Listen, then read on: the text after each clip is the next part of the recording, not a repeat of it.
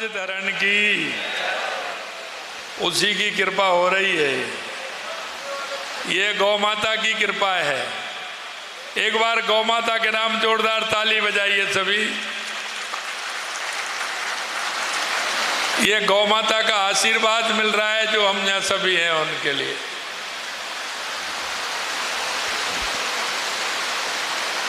आज के इस देवनारायण गौशाला समिति की तरफ से उद्घाटन एवं शिलान्यास समारोह में मंच पर विराजमान परम पूज्य राधा कृष्ण जी महाराज साहब, उनके चरणों में अभिनंदन करते हैं, वंदन करते हैं। हमारे पधारे हुए सभी महाराज साहब, उनके भी चरणों में हम वंदन और अभिनंदन करते हैं। आदरणीय माननीय सुरेश जी भाई साहब, जिनको कि सभी जानते हैं, उन्होंने राजस्थान के अंदर लंबे समय तक प्रांत प्रचारक के रूप में, क्षेत्रीय प्रचारक के रूप में यहाँ काम किया है। समाज सेवा के क्षेत्र में हमेशा वो देश को मजबूत करने में आगे रहते हैं। ऐसे माननीय सुरेश जी भाई साहब, कैबिनेट में मेरे साथी गौपालन मंत्री सम्मानीय जोराराम जी कुमावत साहब, आज के इस कार्यक्रम की अध्यक्षता कर रहे भाई प्रेम सिंह जी राव साहब, हमारे राज्यसभा के सांसद, कैबिनेट में मेरे साथी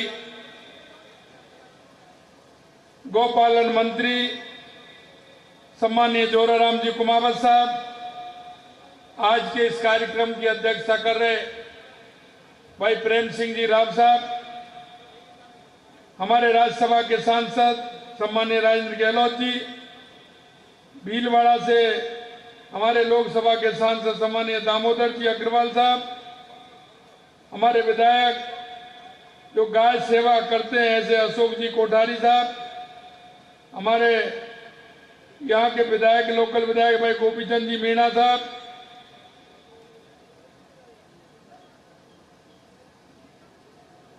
माननीय निम्बाराम जी भाई साहब, क्षेत्रीय प्रचारक माननीय मुरली जी भाई साहब, प्रांत प्रचारक भाई उदयलाल जी भड़ाना साहब, एमएलए लादूलाल जी पितलिया साहब, बीरेन जी कानावत साहब, हमारे पार्टी के जिला अध्यक्ष प्रशांत मेवाड़ा जी, हमारी जिला प्रमुख बर्जी देवी जी, एवं इस कार्यक्रम में आए सभी वो समाज के वो बंधु जो समाज की प्राकृतिक और आस्था और जिस कार्यक्रम में वो भाग लेते हैं और जहां वो गाय की सेवा करने का काम करते हैं, ऐसे मेरे सभी पूजाइयों, बुजुर्गों, नौजवान दोस्तों और सभी माता और बहनों, सबसे पहले तो मैं यहां विराजे चार भुजा नाथ जी के चरणों में प्रणाम करता हूं और एक बार आपसे भी कहता हूं, जोर से बोलिए चार भुजा नाथ जी की, चार भुजा नाथ जी की। क्योंकि ये मेवाड़ का ऐसा आस्था का केंद्र है, जन जन की आस्था का केंद्र है, और यह मेवाड़ पर उनकी जिस तरह से कृपा रहती है, यहाँ के लाखों श्रद्धालु उनके दर्शन के लिए आते हैं और उनके अंदर अपार श्रद्धा है।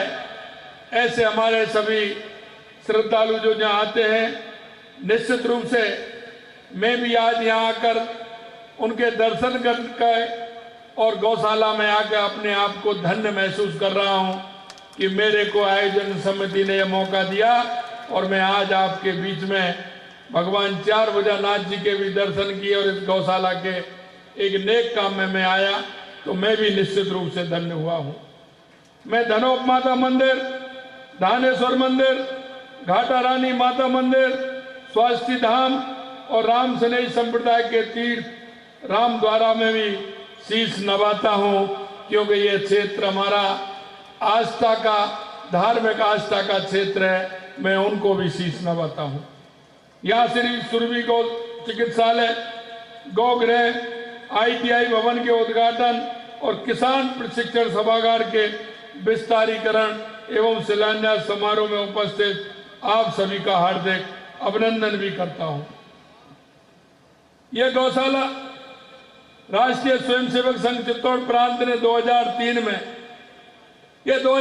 में जब अकाल के समय श्री देवनारायण गौशाला की स्थापना की, जो आज सुविधाओं से सुसज्जित भी है, और एक गौशाला अपने क्षेत्र में एक उन गायों की सेवा करने वाले उन सभी गौ भक्तों के लिए प्रेरणा भी है। आज इसमें 500 से ज्यादा गौवंश है और रोगग्रस्त एवं दुर्घटनाग्रस्त गौवंश भी इलाज के लिए यहाँ आते हैं। और आज मैंने देखा यहाँ जिस तरह से एक्सरे मशीन है, क्योंकि पहले हम देखते थे हमारी गाय माता का पैर टूट जाता था, कोई दिक्कत हो जाती थी, हम उस पर कपड़ा बांध करके, आट बांध करके, उसको कस करके छोड़ देते थे। वो महीने में, 1.5 महीने में, 2 महीने में, 3 महीने में सही होती थी, हमारी गाय माता दुख पाती थी। लेकिन आज मैंने देखा कि एक्सरे के माध्यम से हमारे जो गौ सेवक हैं तुरंत एक्सरे करते हैं और उस गाय को आवश्यकता होती है उस हिसाब से उसमें प्लेट लगा करके और उसका ऑपरेशन करके उसको 15 और 20 दिन में ठीक कर देते हैं। ये बहुत बड़ी गौशाला का काम, ये बहुत बड़ा काम होता है। इस गौ चिकित्सालय में आधुनिक चिकित्सा सुविधा उपलब्ध है, जिससे गौवंश को किसी भी चिकित्सा समस्या त्वरित प्रभाव से उपचार मिल सकेगा। मुझे ये देख करके खुशी हुई कि गौशाला की देखभाल, पोषण, इलाज की व्यापक इंतजाम यहाँ किए गए हैं। मैं इस अवसर पर समाज के उन सभी स्वयंसेवकों को, दानदाताओं को, प्रबंधकों को भी धन्यवाद देना चाहता हूं, जिनकी मेहनत और समर्पण से ये गौशाला का संचालन ठीक प्रकार से हो रहा है। हमारे प्रदेश के कड़कड़ में भगवान कृष्ण बसते हैं।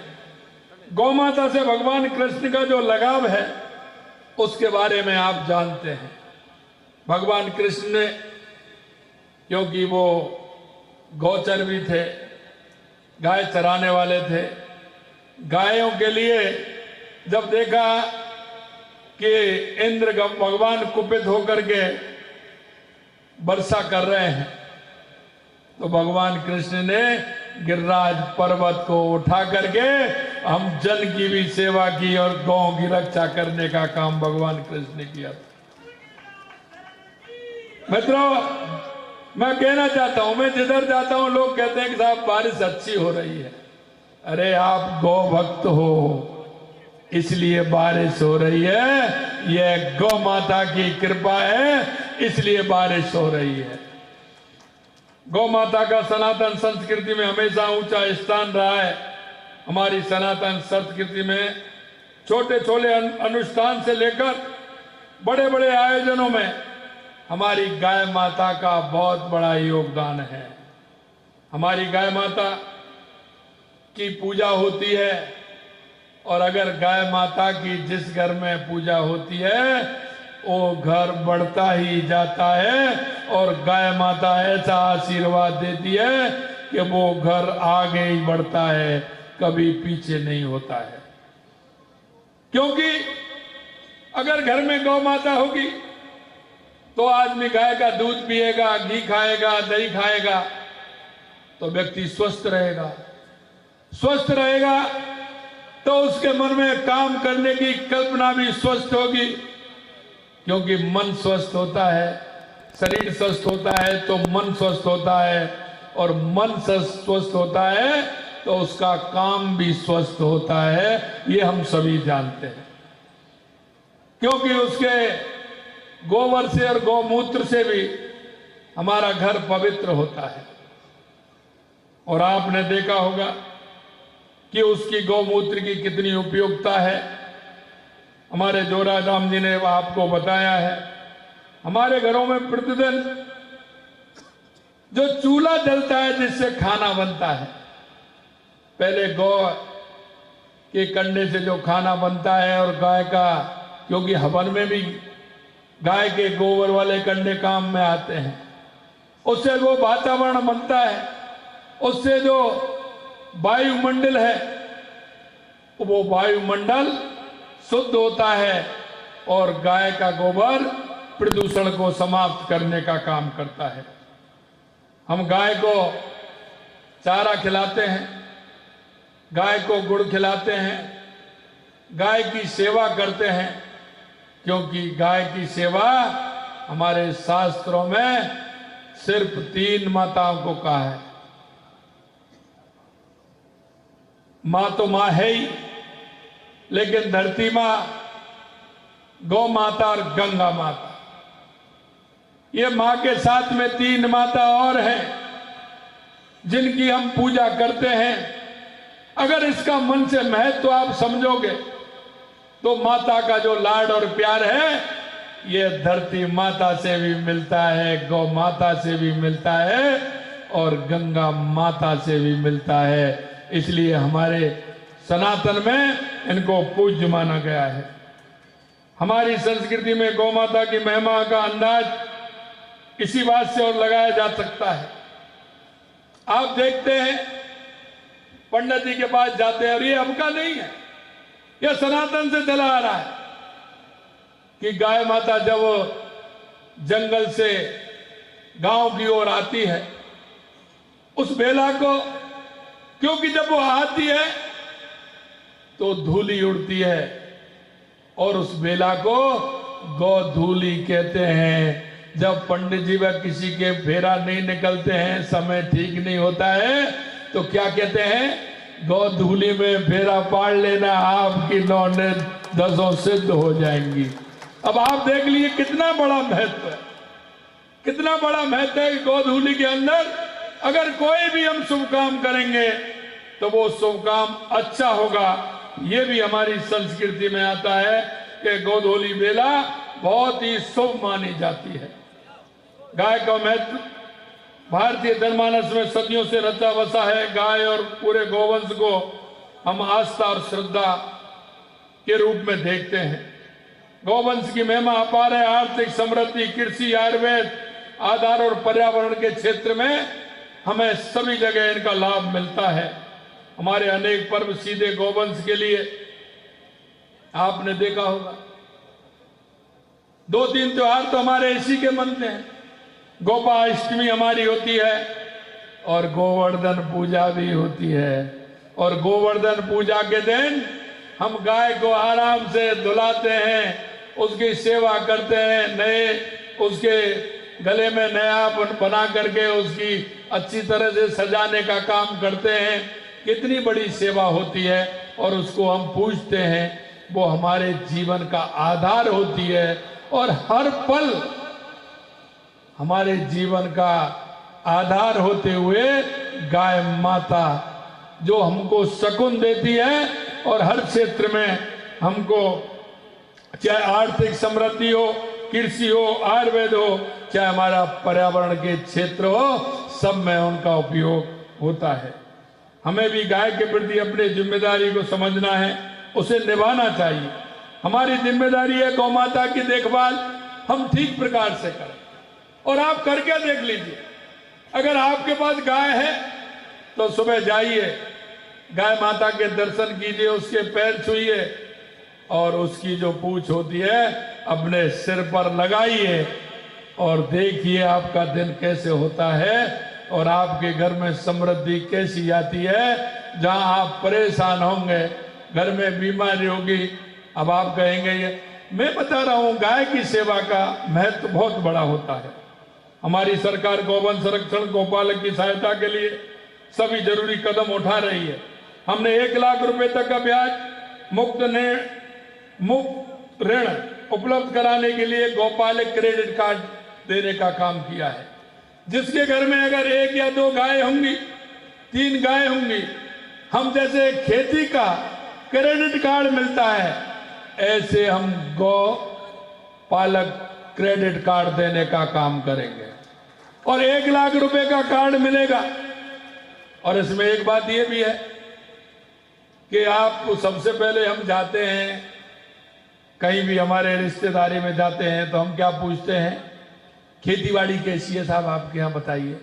किसान का काम तो यही है ना, बताइए साहब खेतीबाड़ी कैसी है।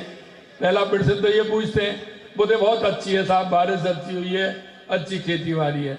दूसरा क्वेश्चन क्या होता है, घर में दूध बूध हो रहा है कि नहीं हो रहा है, यही पूछते हैं ना, दूध बूध हो रहा है कि नहीं हो रहा है। अरे किसानों आप तो यही पूछते हैं ना, हैं? पहले खेती की पूछते हैं फिर दूध की पूछते हैं। तो मैं आपसे कहना चाहता हूं मेरे किसान भाइयों, ये इसीलिए, और उन छोटे बालकों के लिए, बालिकाओं के लिए, जो छोटे बच्चे घर में रहते हैं, अगर किसी के घर में दूध नहीं है तो ये गौपालक कार्ड इसीलिए है कि 1 गाय 2 गाय लाइए, घर में गाय रखिए, जिससे कि बच्चे भी स्वस्थ रहें और आंगन भी स्वस्थ रहे। इसलिए गौपालक क्रेडिट कार्ड हमने दिया है, जो बच्चों ठीक प्रकार से रह सकें, स्वस्थ रह सकें, मस्त रह सकें। हमने प्रदेश में गौवंश संरक्षण के लिए संवर्धन की दृष्टि से पंजीकृत गौशालाओं को, जैसा कि हमारे मंत्री जी ने बताया, अनुदान में 10% की वृद्धि भी की है। प्रदेश के 100 गौशालाओं में हमने इसलिए, क्योंकि आप देखते हैं अगर गौकाष्ठ अगर किसी को मिलेगा तो वो दूसरा ईंधन कोई नहीं खरीदेगा। हमने इसलिए 100 मशीन निःशुल्क उनको देने का काम किया है, जिससे हमारी गौशालाओं में ठीक गौकाष्ठ बन पाए और उसका उपयोग ठीक रूप से हो पाए, जिससे कि हमारे वायुमंडल में किसी भी तरह का कोई प्रदूषण नहीं हो। हम प्राकृतिक प्रदूषण किसी प्रकार का करने के लिए, हमने पर्यावरण को बढ़ावा देने के लिए हमने 100 गौशालाओं में गौकाष्ठ मशीन उपलब्ध कराने का काम किया है। लोगों के उत्थान के लिए हमारी सरकार निरंतर काम कर रही है। हमने बजट में शाहपुरा के लिए पूरा ख्याल रखा है। हमने शाहपुरा में सड़कों का बेहतर बनाने का संकल्प लिया है। हमने कासौरिया, कावलियाबाद, डाबला, खामोर, बलदरगाह सड़क का निर्माण कराएंगे। 9 चौक से चावंडिया चौराहे तक हाई लेवल पुल पर डिवाइडर समेत अप्रोच सड़क का निर्माण कार्य कराने का काम भी हमने किया है। यही नहीं, दियास, पनोतिया, देवरिया, धनौर का कैरोट सड़क का निर्माण और खारी नदी पर हाई लेवल ब्रिज एवं सीढ़ी वर्क का भी काम कराया जाएगा। ये भी हमने यहाँ के लिए किया है। राजकीय चिकित्सा देवली से कूचलपाड़ा माता जी के मंदिर तक सड़क चौड़ाईकरण में नाला डिवाइडर सीसी सड़क का निर्माण कराने का काम भी किया है। त्रिवेणी चौराया जहाजपुर देवली रोड का उन्नयन का कार्य कराने का भी काम किया है। सरसिया से भूबार तक सड़क का चौड़ाईकरण सुदृढ़ीकरण का काम भी हमने बजट में लिया है। हमने शाहपुरा के औद्योगिक विकास के लिए पीपलूद में औद्योगिक क्षेत्र स्थापना करके, इसके अलावा पंडेर में औद्योगिक पार्क स्थापित करने का काम भी हमने बजट में लिया है। हमने शिक्षा के क्षेत्र में भी बनाने के लिए जहाजपुर में कन्या महाविद्यालय खोलेंगे। कोटरी में नवीन महाविद्यालय की स्थापना की जाएगी, ये भी हमने किया है। जहाजपुर में जनजाति छात्रावास और सरसिया में जनजाति बालिका छात्रावास का निर्माण कराया जाएगा। हमने बजट में चिकित्सा सुविधाओं को बेहतर बनाने का भी पूरा ध्यान रखा है। सामुदायिक स्वास्थ्य केंद्र जहाजपुर को उप जिला चिकित्सा में क्रमोन्नत करने का काम किया है। सरदार नगर और अमरगढ़ के उप स्वास्थ्य केंद्रों को प्राथमिक स्वास्थ्य केंद्र में क्रमोन्नत करने का काम किया है। जिला अस्पताल शाहपुरा हेतु भवन निर्माण का कार्य करवाएंगे। गाडोली जहाजपुर में नवीन पशु स्वास्थ्य केंद्र खोला जाएगा। इसके अलावा गुड़ा जहाजपुर में 33 केवी जीएसएस, बनेड़ा में खेल स्टेडियम, शाहपुरा में खेल अकादमी, जहाजपुर में नगर पालिका एवं फल सब्जी मंडी की स्थापना की जाएगी। बनेड़ा में रोडवेज बस स्टैंड संबंधी कार्य भी करवाए जाएंगे। हमने काले हिरणों के संरक्षण हेतु शाहपुरा जिले के आशोक क्षेत्र को आर्केड से निश्चित एवं कंजर्वेशन रिजर्व क्षेत्र घोषित करने का काम भी किया है। हमने जो जितनी बजट की घोषणा आपके यहाँ की है, आने वाले समय में निश्चित रूप से वो सभी धरातल पर आने वाली है। मैं आपको इतना विश्वास दिलाता हूं कि हमने जो संकल्प पत्र में जो आपसे वायदे किए थे, निश्चित रूप से हमारी सरकार उनको पूरा करेगी। मेरा आप सभी से आग्रह है कि आप एक नागरिक होने के नाते हमारी केंद्र की या राज्य की सरकार की जो योजनाएं हैं उनका क्रियान्वित ठीक प्रकार से हो, इसकी चिंता भी आप लोग करें, क्योंकि हम इस प्रदेश के, जिले के और इस क्षेत्र के हम नागरिक भी हैं। हम सभी का कर्तव्य भी बनता है कि हम गौ माता की सेवा करें, हम ऐसे लोगों की सेवा करें जो अंतिम पायदान पर खड़े हैं, जिस व्यक्ति को आवश्यकता है। कौन मेरी बूढ़ी माँ है जिसको आवश्यकता है, कौन मेरा विकलांग भाई है, मेरा वो गरीब मजदूर भाई है जिसको सरकार की योजनाओं की आवश्यकता है, और सरकार की योजनाओं से उसको लाभ मिल सके, योजनाओं से उनको जीवन स्तर कैसे ऊपर उठा सके, ऐसे सभी लोगों का ध्यान रखते हुए हमें काम करना है। आपको देखना है मेरे पड़ोस में ऐसा कौन सा व्यक्ति है जिसको इन योजनाओं का लाभ मिल सकता हो। हम हमारे गांव में, ढाणी में, पड़ोस में उसे देख करके उसका लाभ भी दिलवाएं। अंत में मैं इतना कहना चाहता हूं कि देश के यशस्वी प्रधानमंत्री नरेंद्र मोदी जी ने 5 जून को पर्यावरण दिवस के अवसर पर एक पेड़ मां के नाम उन्होंने अपील की है। मैं आप सभी से आग्रह करना चाहता हूं, एक पेड़ मां के नाम अवश्य लगाएं। और आप देख रहे हैं जिस तरह से अब की बार हमारे प्रदेश में इंद्र भगवान की कृपा है, अच्छी बारिश हो रही है। मैं कहना चाहता हूं, अगर एक पेड़ मां के नाम हम सभी ने मेहनत करके लगा दिया, उसकी परवरिश हो गई, तो ये बारिश जो अब की बार हो रही है ये हमेशा होने वाली है। ये मैं आपको विश्वास दिलाता हूं, क्योंकि पर्यावरण के क्षेत्र में अगर हम काम करेंगे तो हमारा पर्यावरण ठीक रहेगा, और हमारा पर्यावरण ठीक रहेगा तो हमारी इस तरह से बारिश भी होती रहेगी। मैं आपसे यही कहना चाहता हूं, जो हमने आपसे संकल्प पत्र में जो वायदे किए थे, हमारी सरकार एक एक करके उस वायदे को पूरा कर रही है। और आपने देखा होगा बजट सत्र में हमने कहा था, हमारे कई नेता कहते थे कि आपने पेपर लीक में क्या किया। हमने कहा कि हमने